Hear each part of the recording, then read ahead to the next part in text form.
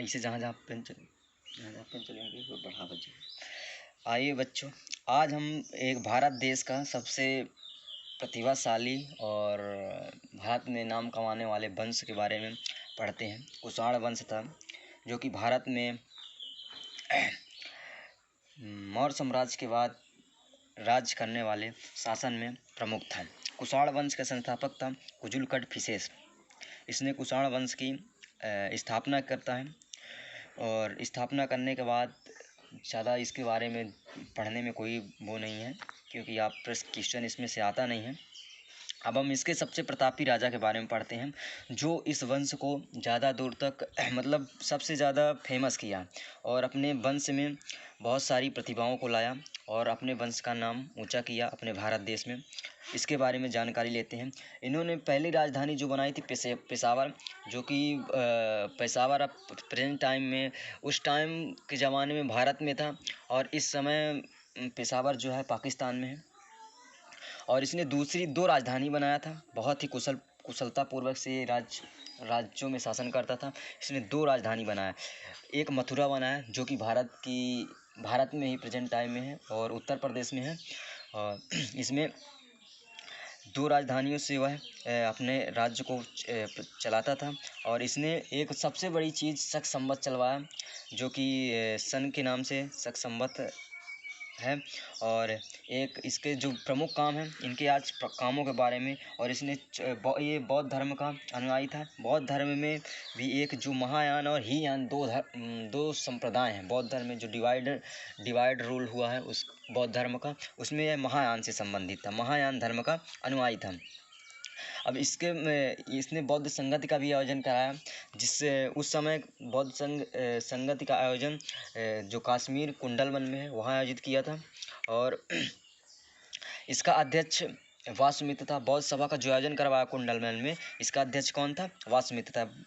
Question में यही चीज़ें पूछी जाती हैं कि इसका प्रतापी राजा कौन था, इसने कौन सी बौद्ध सभा का आयोजन कौन सी करवाया। ये 4थी नंबर की बौद्ध सभा है और लास्ट बौद्ध सभा का आयोजन इसने करवाया था, जो कि कुषाण वंश का राजा कौन था? कनिष्क था। अब इसके बारे में सबसे बड़ी महत्वपूर्ण चीज़ है कि इसके बारे में बहुत सारे विद्वान थे और बहुत सारे अच्छे अच्छे कवि थे।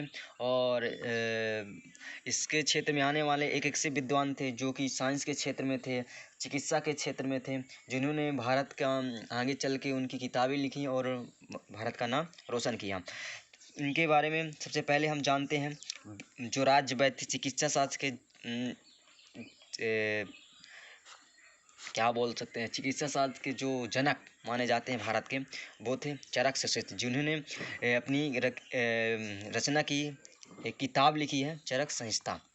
और इसके कवि थे जो कि जो राज दरबारी, जो राजाओं अपने लिए क्या करते थे, एक कवि रखते थे जो कि उनके बारे में, उनके काम के बारे में, उनके वंश के बारे में वर्णन करता था। तो इनके कवि थे अश्वघोष।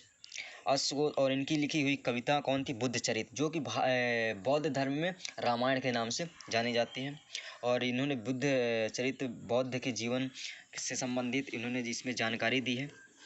और इसमें एक और विद्वान थे, प्रमुख विद्वान नागार्जुन जो भारत के आइंस्टीन कहे जाते हैं, वो इसी से संबंधित थे और इसी राज दरबार में रहते थे।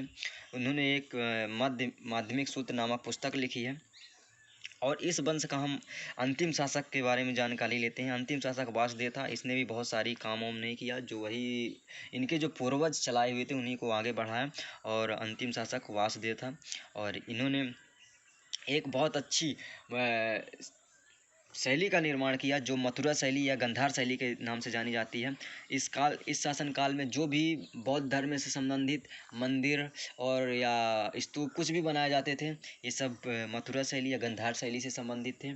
और जो कि जो मथुरा में बौद्ध धर्म संबंधित जो भी मंदिरें बनी हैं वो सब मथुरा शैली या गंधार शैली में बनी हैं। आज बस कुषाण वंश से संबंधित इतने जो पेपर में क्वेश्चन पूछे गए हैं यही है। और इस अगले वीडियो के लिए हम कुछ अलग वंश से संबंधित लेके आएंगे।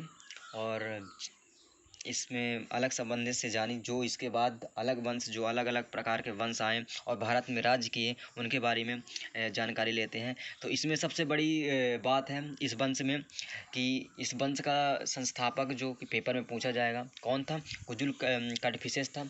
और इसमें सबसे प्रतापी राजा पूछा जाता है। प्रतापी राजा किसने अपने भारत देश को अलग अलग क्षेत्रों में, अलग अलग एरिया में कहाँ कहाँ ले गया, ले जाता है। जैसे विद्वान थे, चिकित्सा के क्षेत्र में इसने भारत का नाम रोशन किया।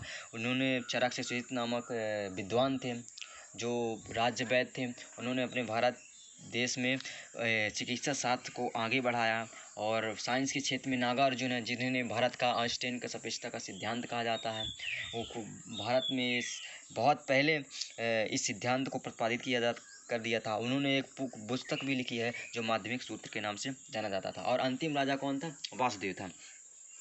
वासुदेव इनका अंतिम राजा था। अब यही इस वीडियो को स्टॉप करते हैं और इससे संबंधित और आगे जानकारी लेते हैं। ये बात हम बता दें कि इस जो वंश था ये मौर्य वंश के बाद का वंश है, क्योंकि मौर्य वंश के ख़त्म होने के बाद भारत का जो राज्य था, भारत देश का, हिंदुस्तान का जो राज्य प्रशासन था, वह अलग अलग छोटे छोटे राज्यों एरिया में बट गया था। तो यह जो है मध्य भारत की ओर राज्य करने वाला राजा था। और अलग अलग क्षेत्रों में अलग अलग राजा हैं। पश्चिम के क्षेत्र में अलग कुछ राजा थे, और पूर्व के जो पूर्वी एरिया है उस साइड अलग राजा थे। दक्षिणी एरिया में बहुत सारे राज्य थे जो कि अलग अलग क्षेत्रों में राज्य करते हैं। इसके बाद गुप्त वंश आता है जो कि भारत में एक बहुत पूरे भारत को इकट्ठा करने का इसका पूरा योगदान होता है और पूरे भारत को एक कर देता है। और उसमें आगे पढ़ेंगे कि बहुत सारे राजा हैं जो गुप्त वंश में, जो भारत का स्वर्ण युग कहा जाता है, उसके बारे में देखेंगे। और यहीं इस वीडियो को रोकते हैं।